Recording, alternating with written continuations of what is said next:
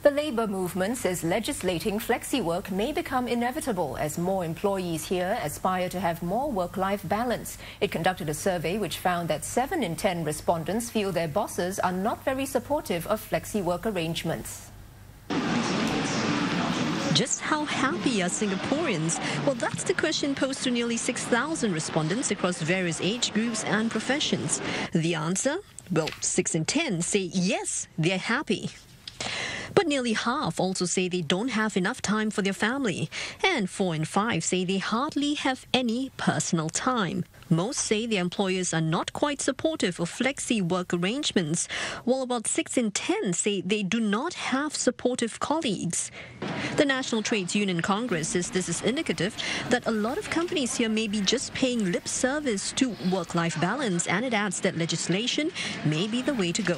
We're actually looking at something similar to the re-employment law, whereby when the person has the needs to actually go for flexi work arrangement or flexi time, that employers shall be obliged to actually provide this. For one, the worker does not feel that he is raising a demand. This is something that he has every right to ask for that provision.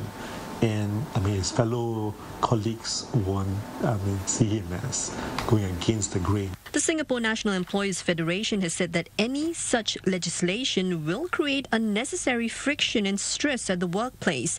It added that not every job can be done on flexible hours, and few companies can guarantee a job 12 months later.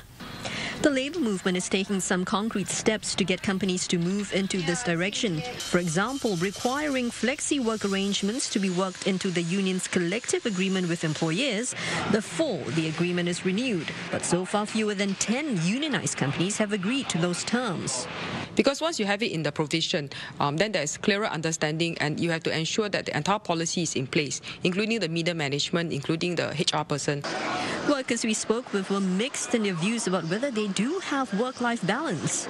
I think my company has given me a lot of flexibility. You really need to put effort and actually put a conscious time and say that this is the time I'm going to spend with my family. Even if I have a family, if I go home on time, my husband won't be home because of his work also, so we won't be able to meet. So there isn't any work-life balance. That is how I feel.